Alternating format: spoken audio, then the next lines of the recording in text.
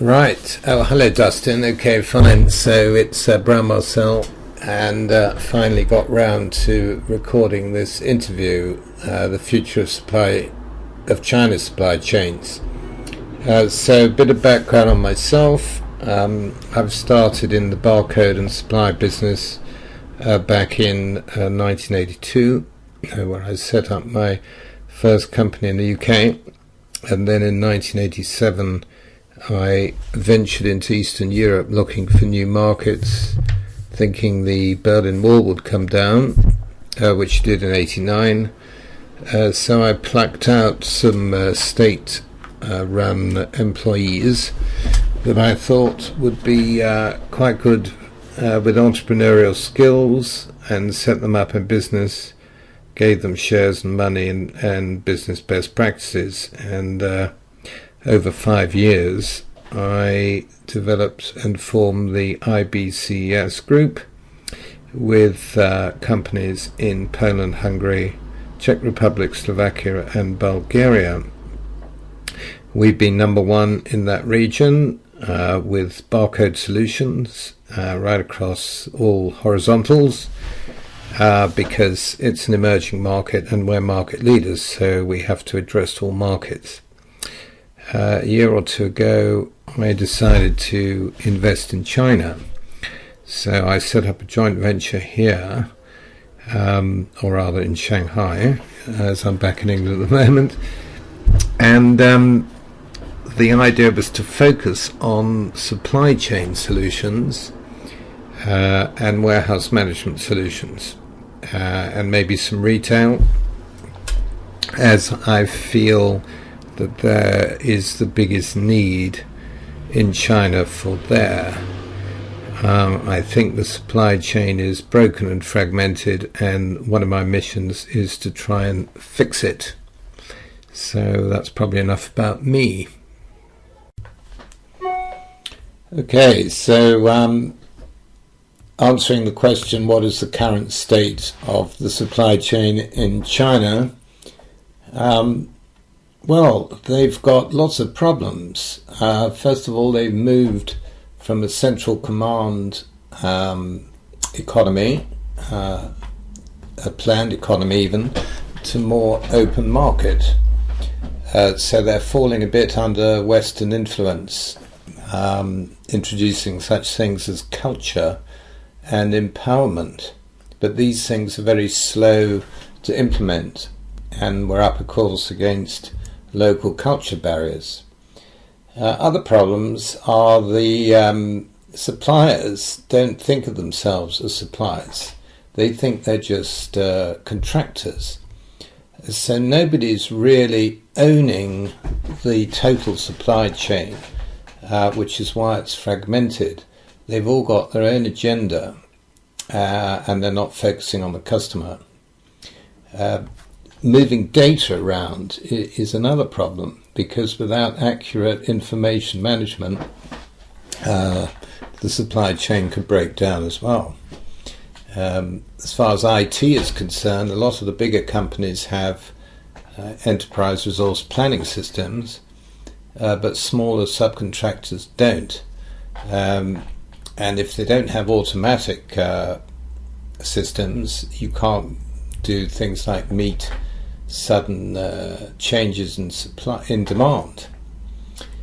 The culture issues are very important, because in China there are different values. For example, if you want to build a relationship, whereas in the West you'd have contractual agreements between companies, this doesn't work at all in China. In fact, upfront contracts are a no-no. There's this huge power culture that managers have complete power and control over everything, so subordinates can't question decisions. So the managers are using power, not empowerment, to get things done. And with this face-saving issue so prevalent in China, it's difficult to have rules to maintain these rules, because your major focus is on making sure your boss, or he's focused on making sure he doesn't lose face if anything goes wrong. And this causes transparency to suffer in a business as management becomes more opaque. So effectively, control of information is a sign of power. And it makes it very, very difficult to allocate resources. So question 3, how are supply chains in China changing? Well, I think actually they're probably changing for the worst. There's a lot of state-owned logistic providers coming into the market. They don't have wide networks. They have too much bureaucracy, too few skilled workers, and this culture issue that I mentioned in the previous occasion. And there's still this issue of trying to service outlying regions, like in the west of China.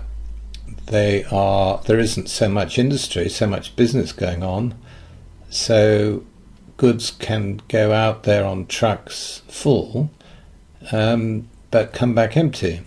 So a lot of people don't find it economical to ship out there, and there isn't a company I know that has a complete joined up network that can ship from right across China without joining up with a partner. So the biggest change really is e-commerce.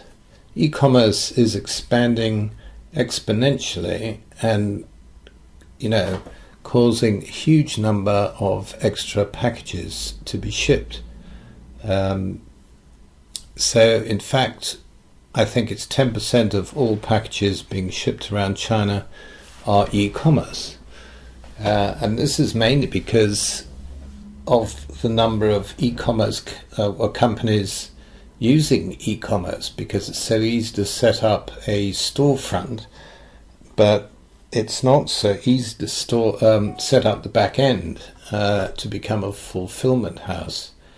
As a result of which, a lot of the e-commerce companies like Alibaba are developing their own express deliveries, and this is causing enormous amount of city congestion.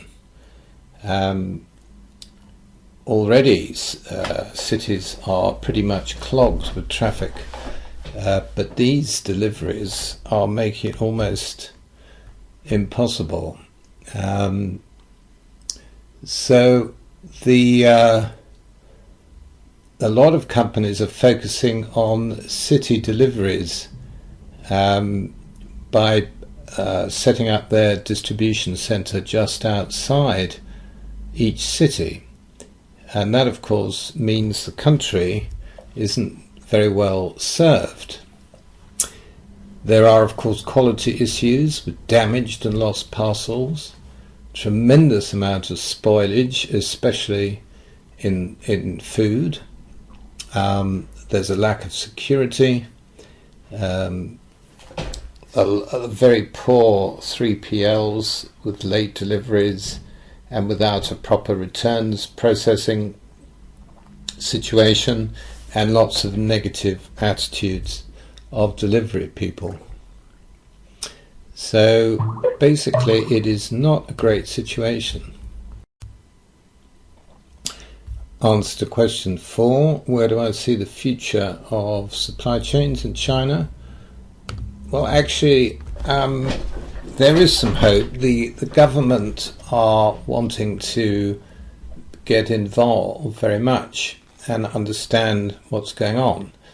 But of course, there are conflicts of interest in several situations. For example, government are trying to control the number of vehicles going into the cities. But with the extra e-commerce packages, this is exceeding their controls. It wouldn't be a problem if it was just double the number of vehicles, but it's coming towards about 100 times the volume, which is a serious problem. So they're trying to reduce the number of deliveries. For example, use public utilities. They're thinking of using storage boxes in the cities where consumers can go and pick up their packages using an electronic key. And they're thinking of using the metro stations as the distribution centres. Problem with this, of course, is that government would be the only company delivering, and we know how inefficient they are. They're trying to maybe group deliveries, because sometimes customers aren't there when they have their package delivered. We reckon at the moment one delivery boy can deliver 60 parcels a day, but if grouped he could deliver 200. So there are costs and efficiencies there. There's a huge increase in business to consumer from overseas, both ways now, e-commerce, but there's no governance, there's no guarantee, there's no management. What about customs? What about foreign currency transactions? So you've got companies like Amazon and Yehodian.com accounting for about 2,000 million RMB of volume just in overseas transactions alone last year. So government's trying to sort this through rail links overseas. At the moment they're testing a rail link between Chongqing and Hamburg, which would simply be a freight train delivering e-commerce stuff. A single journey would take 18 days, whereas a sea journey would take 36 days. Another thing they're looking at is shipping to overseas ports and then linking in with that nationality's distribution system. At the moment, for example, when they send stuff to the States, the cargo goes out full but comes back empty, because Chinese products are big volume and low in value, and they think these links could lower their costs and give them opportunities to bring back new types of import perhaps to China, such as maybe fresh fruit back from South America. So current e-commerce initiatives at the moment is, I think I mentioned Alibaba before, they're spending 200 billion RMB in testing a large distribution network managed by themselves. But they're finding a lot of technical issues and problems, especially using their single platform and getting all the other companies to integrate their platforms with Alibaba's, and also to develop standard coding. Another initiative from the government is, once again, on the railways. There have been lots of development of high-speed trains, which means building new lines, thus leaving old lines free, as they're doing nothing.